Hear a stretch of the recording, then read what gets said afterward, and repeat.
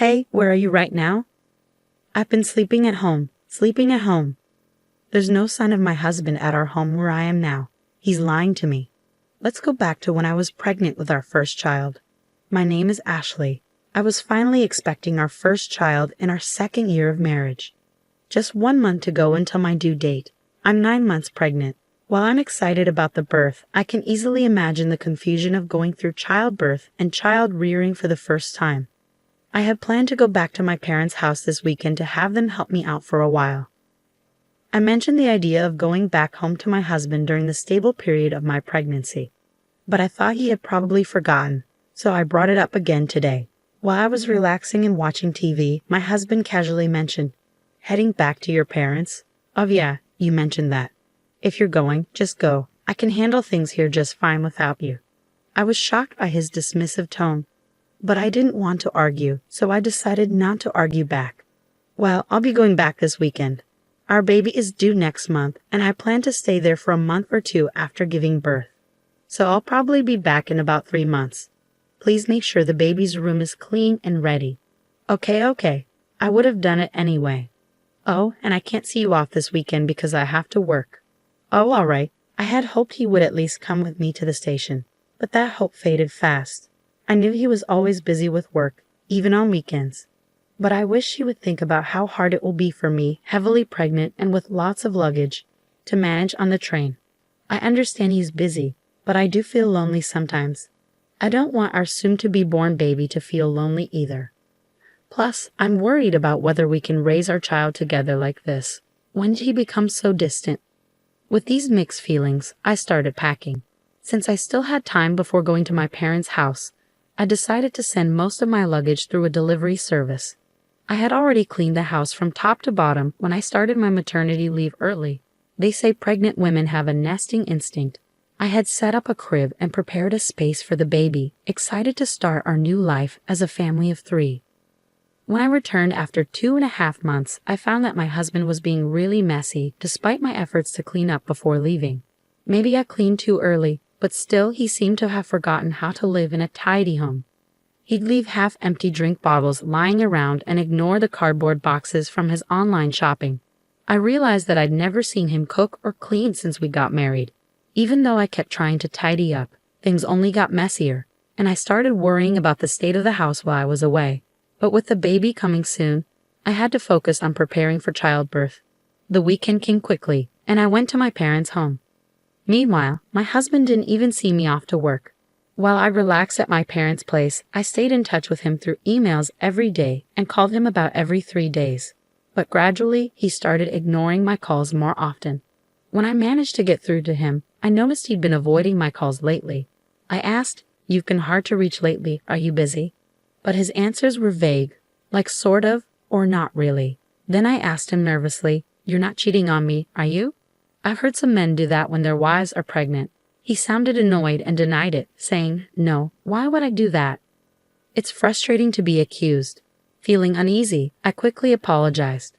Having these worries while carrying our precious baby wasn't good for my mental health. I needed to trust my husband, I decided. A few weeks later, I started having labor pains. As I prepared to go to the hospital, I called my husband. I felt embarrassed to show how much pain I was in, but I really wanted him there when our baby was born. I thought surely he'd be touched by the birth of our child. I'm in labor. It usually takes about half a day for the first baby to arrive, so if you leave now, you should make it in time. I really want you here when the baby is born. You can even cut the umbilical cord. When I asked him to come, my husband sighed in annoyance. "What? You want me to come by train right now?" "Sorry, I'm tired too, I can't. I have work tomorrow." I was shocked. "Are you still talking about work at a time like this? Our baby is being born. Isn't our child more important than work?" He snapped back, "Stop it. My job can't be replaced. This is a once-in-a-lifetime moment, I know. But my work is crucial. If I don't do it, it won't get done. Can't you understand? I have to go. I'm busy." And he hung up. I tried to convince him, but he wouldn't listen. As I sobbed through the pain of labor, I wondered why he was so indifferent to our child's birth. From the moment I found out I was pregnant, my child became my priority. But as a father, he seemed so distant, so I faced childbirth alone. The pain lasted a whole day, and the next day, a beautiful baby boy was born. The baby was so tiny, adorable, and dearly loved. After leaving the hospital, my parents doted on him, teaching me all sorts of things about taking care of him. Within a month, I had gotten pretty good at giving him baths. My parents worried about me, though. "Are you sure you're okay with your husband? We can't help but worry about you when we leave." But not wanting to trouble them, I reassured them, saying, "I think I'll manage somehow. My health is improving faster than I thought. I might go back home next week," I told them. "Really, don't overdo it. Let us know if anything happens," they replied.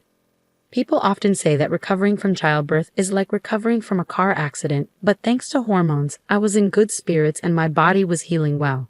I was also getting the hang of taking care of the baby, so I decided to go back home a bit earlier than planned. While I stayed with my parents, my husband hardly reached out, and even when I sent him photos and videos of our son, he didn't seem interested. I figured maybe the feeling of being a parent really kicks in when you're actively involved in raising the baby, and perhaps he wouldn't feel like a father until he spent time with our son. That's what I hoped, at least. It kept me going. I decided to surprise my husband by having my parents drop me off at home. I didn't tell him I was coming, but he should have been home since it was his day off. I wondered how he'd react when he saw our baby for the first time. Would our baby like our home? After a few hours' drive, we got home. I held our son while my parents brought in our luggage, and I unlocked the door. But when we walked in, the house was dark and silent. "We're back a bit earlier than expected, but we're home now." "Huh, no one's here. What's that smell?" As we stepped into the living room, a terrible odor hit us. When we turned on the light, we couldn't believe what we saw. The room was a mess, like a garbage dump. Dirty dishes and half-eaten food cluttered the sink. Clothes and trash were strewn all over.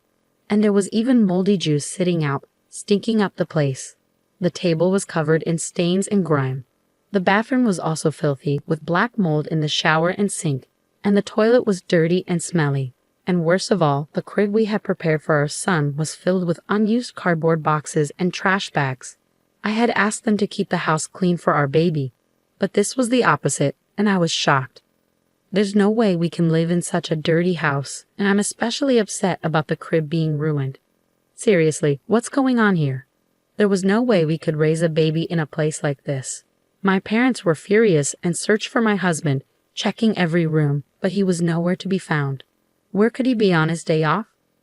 Was he working another weekend shift? But we couldn't even confirm if he had been working those shifts before. He wasn't paid extra for weekend work, and his company followed the regular work schedule. I had been suspicious of his disappearing acts on weekends. "Let's try calling him," I suggested. Unable to bear being in the messy room any longer, I ushered my confused parents outside and dialed my husband's number. But he didn't pick up. Finally, after the third attempt, he answered. "Hey, where are you?" I asked. "I'm at home," he replied. "Why?" "Just at home," he repeated. We had searched the entire house, but there was no sign of my husband. Could he possibly be buried under all this trash? But we couldn't sense anyone there, and his voice didn't sound like he had just woken up. Then I heard a woman's voice on the phone. I couldn't make out what she was saying, but it was definitely a woman's voice. That's when it hit me. He's cheating on me. I can't believe he'd do this while neglecting our child. The house was a disaster while we were away, and he was cheating on me. I was furious. A father like him isn't needed for our son. I'm done with a husband like this. If he prefers that other woman, then he can have her. How can you live in such a filthy and foul-smelling house? Oh, I understand. Maybe a burglar broke in. I need to call the police. What? But you're at your parents' house, right? What are you saying? Suddenly, my anger boiled over at my husband's evasiveness, and I raised my voice. You're the one lying about being at home, aren't you? Stop pretending. It's completely unacceptable to let the crib turn into a mess. I'm not returning to this house. We're getting a divorce. I ended the call abruptly and quickly reported to the police about the supposed burglary, intending to confront my husband. I instructed my parents and son to head back to my parents' house and waited for my husband in front of our home. The police arrived before my husband did. I welcomed them into the house as if they were guests, and soon after, I spotted my husband approaching, accompanied by another woman. As my husband came closer, his expression seemed to say, "This is bad." I confronted him, saying, "Hey, you weren't supposed to be back until next month." "But who is she?" The woman next to him glared at me, her arms crossed. "And who are you, for that matter?" she retorted. Despite encountering his mistress, I strangely felt calm. I decided to question the woman. It turned out my husband had been meeting her without revealing he was married. I was so disgusted with him that I didn't know how to react anymore. "Hey, at least let me explain," my husband pleaded, trying to grab my shoulder, but I slapped his hand away, not wanting him to touch me. "Don't touch me. It's disgusting. The police are checking the room right now. I hope you're embarrassed having them see the mess you've made. I'm leaving now. You can explain to the police. Goodbye." Leaving them stunned, I went back to my parents' house, ignoring the numerous calls from my husband. That night, I finally decided to respond. It seemed he had explained the situation to the police, and he returned home looking troubled. It must have been embarrassing for him to see the police struggling in the messy room, but he brought it upon himself. After being rejected by the woman he had been deceiving, all that was left for him was shame and a wrecked house. "Please, I'm sorry. Come back. I've been looking forward to seeing our son," he pleaded. If he truly felt sorry, he should have come to my parents' house at least. Thinking he could apologize over the phone, and everything would be fine shows what kind of person he is. I can't imagine a future with him. Even though you never showed any interest before, you suddenly care? You weren't even there when I gave birth, despite me asking you to come several times, I pointed out. "Well, I thought you knew that I would. I'll clean up the room. I can't do household chores without you. I need you," he pleaded. I could imagine my husband growing more desperate and flustered on the other end of the line as I continued to reject him. "No matter how much you beg, it's not happening. You should have stuck with that woman. If you can't handle housework, have her do it for you," I responded firmly. "But that was just a fling. It was a momentary lapse. You're the only one for me, Ashley," he insisted. "A fling? Weren't you seeing her every time you said you had to work overtime?" I countered. "Well, that's a different..." He trailed off, unable to explain himself.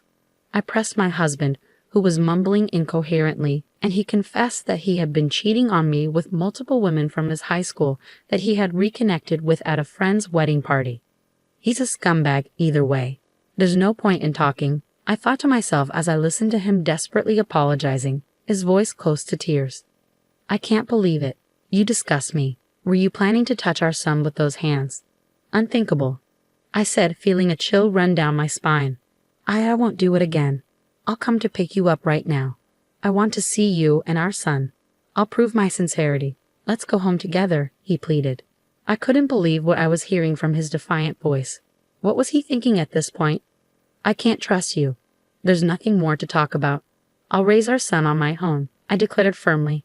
"Ashley, please forgive," he began, but I hung up before I could hear the rest of his words. The sound of the call ending echoed emptily in my ear, and that marked the end of our short marital life. Half a year has passed since then, and I've decided to start working, relying on my parents for support. Once I've saved up enough money, I intend to leave my parents' house and start living on my own with my son. I'm in the midst of divorce negotiations with my husband, mainly for the sake of alimony.